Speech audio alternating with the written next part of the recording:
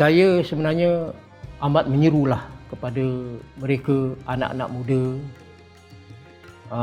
bukan saja sesiapa saja yang meminati, lebih-lebih anak muda lah, supaya dapat menghadirkan diri, menjinakkan diri dalam pengetahuan kesenian Ghazal Johor ini. Sebenarnya kalau kita buat satu kaji selidik, Ghazal Johor, kesenian Ghazal Johor ni adalah sangat-sangat unik, yang unik, yang mereka perlu tahu, mereka kena faham. Salah satu daripada kebudayaan negeri Johor, selain daripada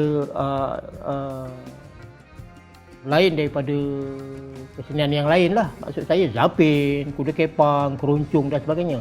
Sebab Ghazal ni kalau saya perhatikan, perlu ada pembelajaran, pembelajaran. Sama juga dengan kita kalau nak belajar gitar, kita nak belajar apa-apa dalam kumpulan kugiran dan sebagainya. Ghazal ni bila kita dah faham, dia memudahkan. Dengan itu saya saya seru kepada anak-anak muda, kepada mereka-mereka yang meminati, tampilkan diri untuk sesama kita menjayakan program Ghazal, latihan Ghazal, pembelajaran Ghazal, cara memainkan alat Ghazal yang kita ada.